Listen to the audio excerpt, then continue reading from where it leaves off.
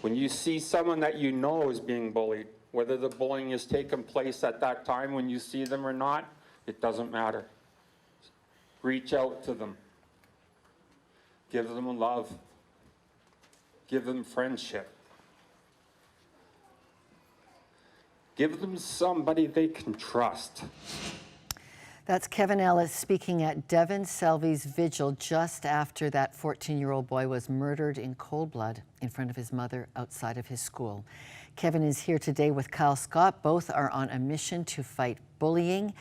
This is about hatred, bullying that ends in murder. Kyle, why was it so important that you get involved in that school?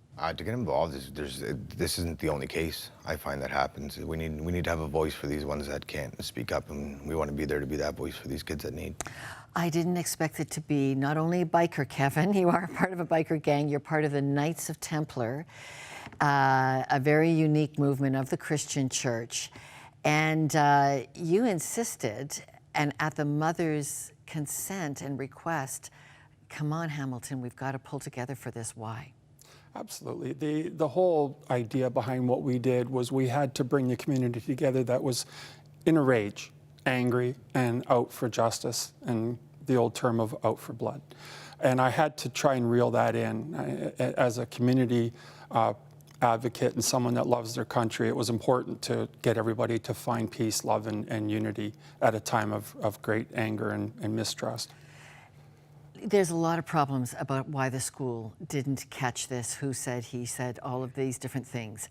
But both of you, Kyle, you've been in to fight for your nieces and nephews on bullying peace. There's a family problem here. What are you discovering, Kyle?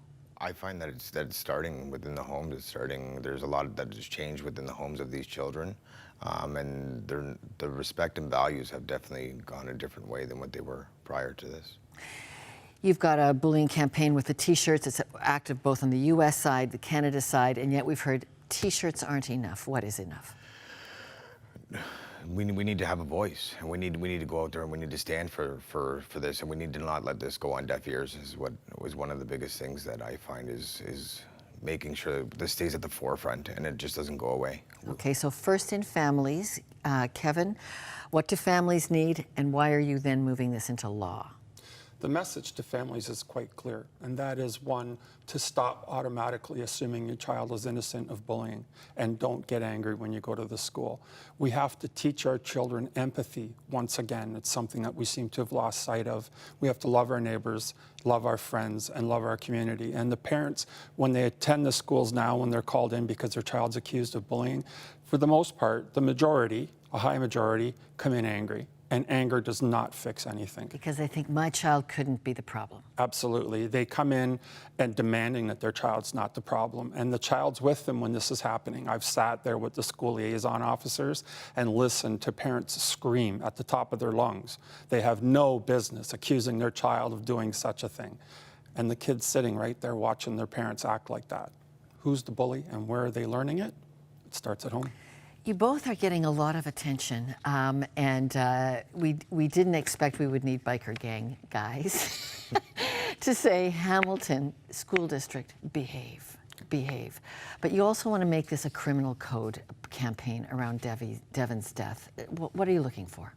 Essentially, what I want to do is I want to implement change into the Criminal Code of Canada that first and foremost takes it out of the Crown's hands on when they decide that a case of a juvenile acting like an adult and committing a murder or a crime, it should be automatic. There should be a set rule that's set in place that says if they murder, if they shoot and hurt someone, it automatically becomes an adult crime.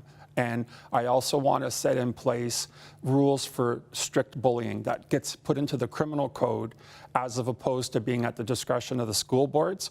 I want it to become part of the laws of our country so that we can follow the laws that our country has laid out for us. As Christ taught us, we are held accountable to the laws of the land, and as Christians and as the average person, we must follow those rules. All right, well, and you're pledging to the family to do this in Devan's memory. All the best to both of you, and we're going to have you back a little later in the show just to talk about what can be done spiritually to shape these families and these homes. Beautiful. More after this. Thank you.